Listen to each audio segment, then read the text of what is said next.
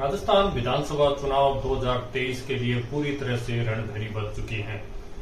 श्री डूंगरगढ़ में मुख्य मुकाबला भारतीय जनता पार्टी, कांग्रेस व कॉमरेड में होने जा रहा है।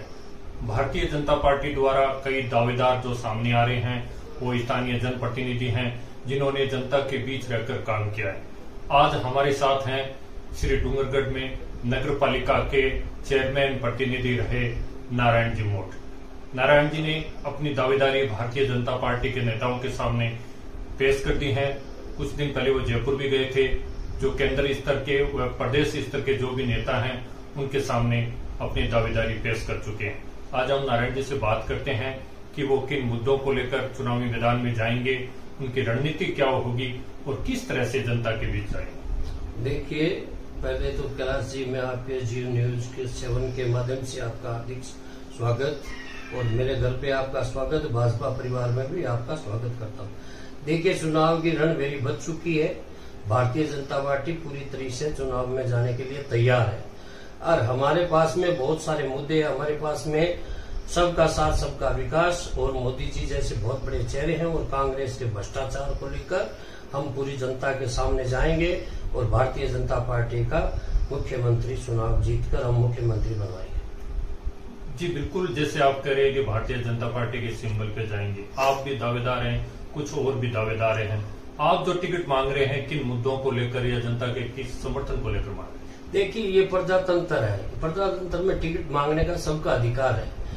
अब सब टिकट मांग रहे हैं और जिसको भारतीय जनता पार्टी एक प्रतिनिधि को टिकट दे देगा उसके साथ हम सब मिलकर चुनाव लड़ेंगे। हम सब एकजुट है। देखिए, श्री डूंगरगढ़ का नहीं, राजस्थान में भारतीय जनता पार्टी का एक परिवार, एक हम लोग एक साथ में है और जिसको भी कमल का फूल का निशान देंगे उसके साथ हम चुनाव लड़के और विधानसभा प्रत्याशी भेजेंगे। श्री डूंगरगढ़ के अंदर जो पूर्व प्रतिनिधि रहे हैं भारतीय जनता पार्टी के, ताराचंद सारस्वत रहे हैं। वर्तमान में गोपाल सुथार, जो राम गोपाल जी सुथार है, वो भी टिकट मांग रहे हैं। छलू सिंह जैसे का जो पूर्व प्रधान रहे हैं वो भी टिकट मांग रहे हैं। इसके अलावा किसान नेता तोड़ाराम जाखड़ है वो भी टिकट मांग रहे हैं। पार्षद है जो विनोद गिर गोसाई वो भी टिकट मांग रहे हैं। एक और जो जाट नेता है जितनाराम गोदारा वो भी टिकट मांग रहे हैं। आप भी इस रेस में शामिल हो चुके हैं, तो किस तरह से आपके कार्यकर्ताओं का आपके साथ समर्थन रहेगा और आपकी पैरवी की जाएगी? देखिए, मैं 5 साल नगर पालिका चुनाव प्रतिनिधि के रूप में कार्य कर चुका हूँ श्री डूंगरगढ़ क्षेत्र में। ये सब टिकट मांग रहे, बहुत अच्छी बात है। टिकट मांगना ये कोई गलत बात नहीं है। मैं भी मेरी टिकट मांग रहा हूँ। अगर भारतीय जनता पार्टी टिकट देती है तो मैं चुनाव लड़ूंगा और मैं आपको एक वादा करता हूँ कि भारतीय जनता पार्टी के जितने भी कार्यकर्ता है वो समय एकजुट होकर, अगर मुझे टिकट मिलेगी तो मेरे साथ वो समय एकजुटता होकर तो चुनाव जिताएंगे। आपकी जो चुनावी रणनीति है किस तरह की रहेगी? आप जैसे चुनाव के लिए जो जाएंगे जनता के बीच, किन मुद्दों को, जो स्थानीय मुद्दे होते हैं, किन मुद्दों को उठाएंगे? कारण यहाँ को वर्तमान में जो मार्क्सवादी कम्युनिस्ट पार्टी का विधायक है, कांग्रेस है, वो भी काफी बैकफुट पर है। भाजपा की स्थिति डूंगरगढ़ में इतनी कोई अच्छी नहीं। देखिए, 5 साल मार्क्सवादी कम्युनिस्ट पार्टी के जी मैया विधायक रह चुके हैं। इनकी थोड़ी घोषणा है कांग्रेस के साथ में रहकर। इन्होंने 5 साल में कोई विकास कार्य नहीं किए। अब ट्रोमा की बात कर रहे थे, ट्रोमा की घोषणा करवा दी लेकिन ट्रोमा अभी तक कोई चालू नहीं हुआ है। एक सीवरेज की बात कर रहे थे कि 50 करोड़ रुपया देंगे और सीवरेज ड्रेनेज चालू हो जाएगा, ऐसा कुछ भी नहीं हुआ है। इनके राज में सिर्फ भ्रष्टाचार और भ्रष्टाचार ही रहे। हमारे पास मेन बहुत मुद्दे मुख्य है। श्री डूंगरगढ़ में एक बस स्टैंड बनाना अनिवार्य है और एक श्री डूंगरगढ़ के जो 2013 में पूर्व मुख्यमंत्री वसुंधरा राजे के बजट घोषणा में सीवरेज ड्रेनेज का कार्य घोषित किया गया था, वो फिर से लागू करवाएंगे और बस स्टैंड का पूर्ण रूप से घूम चक्कर होना अति आवश्यक है और एक कॉलेज भी चालू करवाना बच्चों के लिए। आपने जो जितनी भी मांग रखी है ये शहरी क्षेत्र की मांग है। ग्रामीण क्षेत्र है वह लगातार जो बड़ी बड़ी डिमांड है, किसान परेशान है, इनको लेकर आपकी रणनीति किस तरह की? देखिए, भारतीय जनता पार्टी के टाइम में किसान कोई त्रास्त नहीं होता है क्योंकि भारतीय जनता पार्टी की लाइट जो इलेक्ट्रिक के लिए उनकी एक अच्छी सोच रहती है। वसुंधरा राज्य के टाइम में कभी लाइट ट्रिफ नहीं होती थी, 6 घंटा फिक्स लाइट रहती थी। वो लाइट रहने के कारण किसान एकदम खुश रहते थे।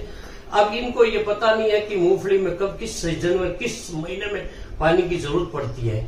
ये अभी मान लो 3 घंटा 4 घंटा लाइट दे रहे हैं, उसमें भी ट्रिपिंग हो रही है।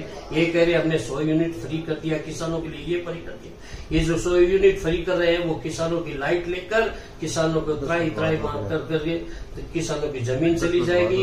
आज लाखों के नुकसान के अंदर में, लाखों के घाटों के अंदर में किसान जा रहे हैं और इससे किसान आने वाले समय देख लेना है, ये मृत्यु की ओर जाएंगे किसान। ये हालत कर रखी है कांग्रेस।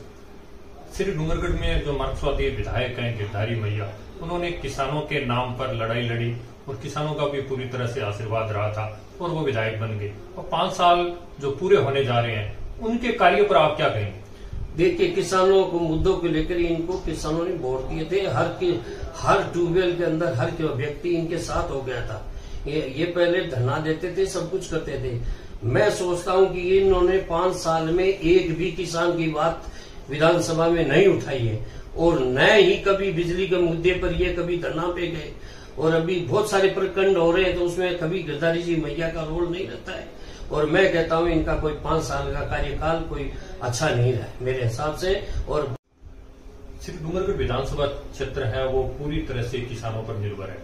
किसान यहाँ पूरी तरह से परेशान है। अब जिस तरह से हालात बन रहे हैं किसानों के लिए, बिजली भी कम है और जो ये डार्क जोन भी बन रहा है, इसको लेकर क्या करें? देखिए, इस डूंगरगढ़ में 20 से 25 हजार ट्यूबवेल बने हुए डूंगरगढ़ तहसील के अंदर। इसमें मेरे हिसाब से पानी कम होने लग गया और इसमें मैं आगामी, ये मेरी सोच है और भारतीय जनता पार्टी की ये सोच रहेगी कि आगामी नहर, ये इसको पूरे डूंगरगढ़ तहसील को नहर से जोड़ा जाए, खेत टू खेत नहर से जोड़ा जाए, जिससे क्या कि पानी की समस्या, लाइट की भी खपत कम हो जाएगी और इसमें पीने का पानी भी हमें किसानों को मिलेगा और किसानों को निजात मिलेगी। सिर्फ डूंगरगढ़ के जो किसान हैं उनके लिए आपने इस मुद्दे को, राजस्थान की जनता यदि आपको मौका देती है, भारतीय जनता पार्टी मौका देती है, तो किसानों के इस मुद्दे को क्या विधानसभा में पूरी तरह से उठाएंगे?